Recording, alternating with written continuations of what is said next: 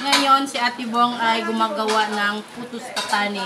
Ito ay gawa sa glutinous rice. And then, inti niyog. Yung niyog na ginagawang palaman. Ayan guys. Malinis to guys ha. Nagugas ako. Let's start na. Ganyan yan guys. Oh.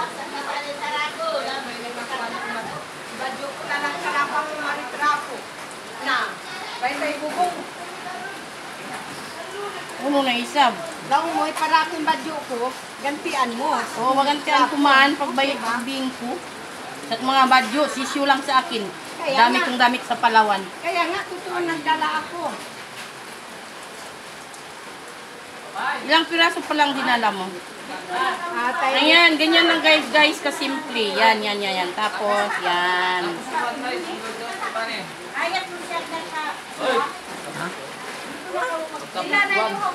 Ay, bahala.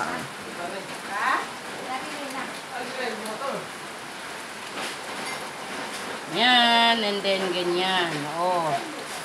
Yan. Doon ang buwan doon ako. Ang sanduan, no?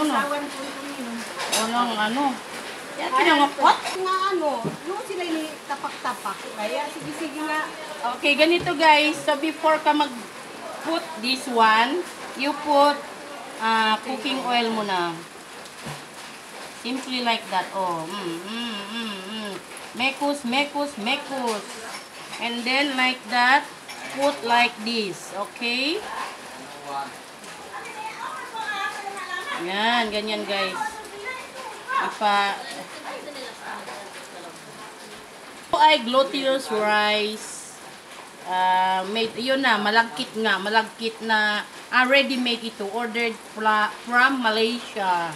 Alam mo na ang taga-Mapon guys, mga Malaysian product ang karamihan dito ginagamit nila. Smuggle. Mga smuggling lang ito dito. Kasi welcome dito ang mga Malaysian product. Walang hulihan. At tinuga Coast Guard.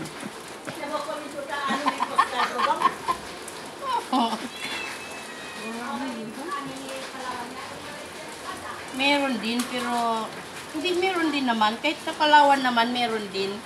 Pero dito mostly talaga ang mga paninda nila Malaysian product. Kaya ang mga taga-Mapon wala masyadong mahirap.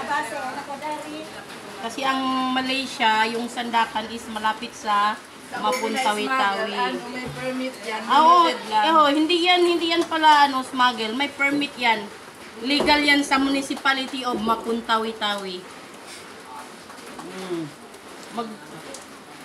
Mag-alis sila papuntang Malaysia, Sandakan, Malaysia, may permit yan. Barter.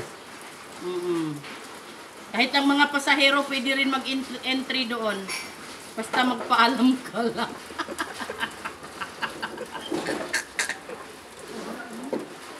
Yes, because Jamamapon is yung ang masyadong mabait, maunawain, ang nila parang flexible sila. Pwede sa maunawain ba. Ayun. So ngayon guys, ganito lang kasimple ang paggawa ng putus patani. Itong taga Palawan, mahilig din magganito yan. Magkain ng ganito, hindi maggawa. Kain lang pala.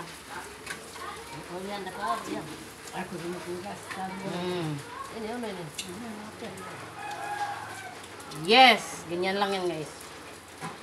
That's all for this video guys. Thank you for watching. Please don't forget my Instagram. Don't forget to subscribe Elmar Susulan. You'll forget also to follow sa Facebook Ate Bong, and please comment, react.